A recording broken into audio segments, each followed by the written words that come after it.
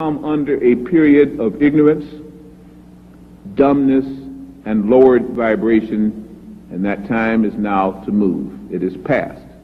There is no reason for ignorance, dumbness, or lowered vibration if you want, and if you happen to be of the sons of the God and you don't respond to it, you will soon be dead. Now, isn't that a big threat? I'm not making the threat. I'm interpreting new and future knowledge.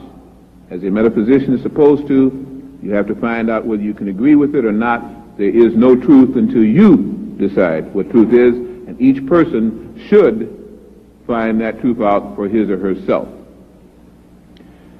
Hue-Man, by which if you look in the encyclopedias and dictionary, it says we're all human beings. That's a lie.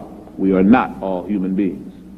Hue-Man is animal man. Hue was a god Hue, which ruled the lower planes, again, under the old teaching of the ancient Sudanese and Nubian people, and later on the so-called Egyptian people, which was a mixed race. You're going to find out just how mixed in a minute.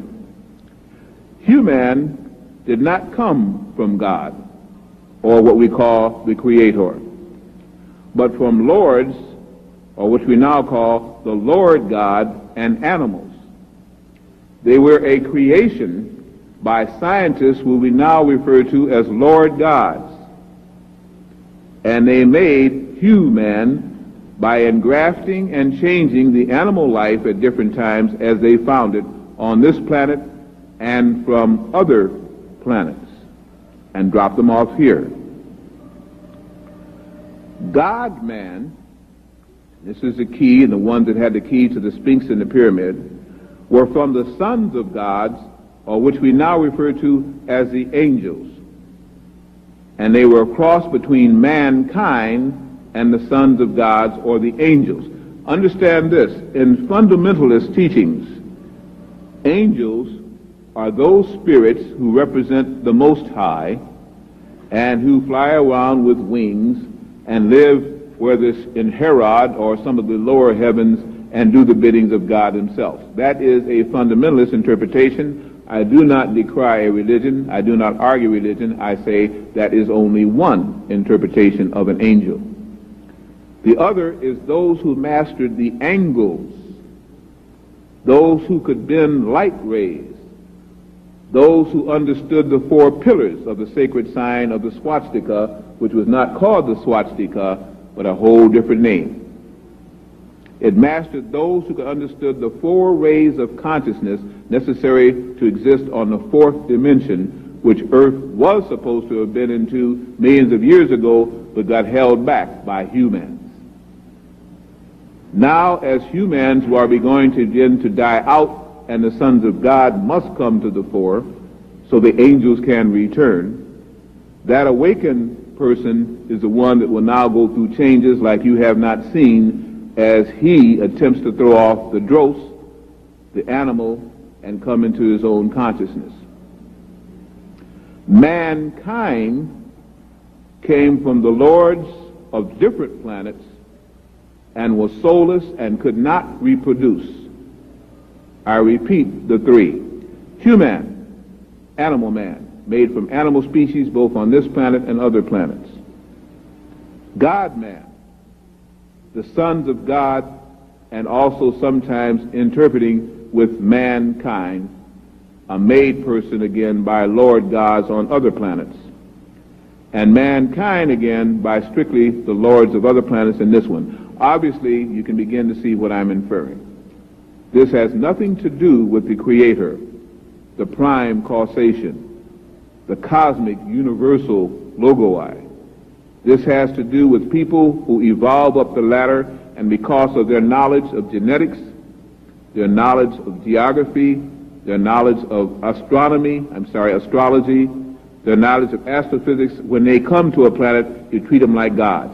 All of the series that you see now, Babylon 5, Deep Space Nine, and all the rest of it, are trying to show you what really may exist in this system and in other systems, to let you come into what is now called the planetary brotherhood, to awaken from the idea that you are a lone important species. You are not, but now the Earth is becoming an important place, as we will find out for numbers of reasons over this weekend, as we get deeper even tomorrow than we're going to go tonight.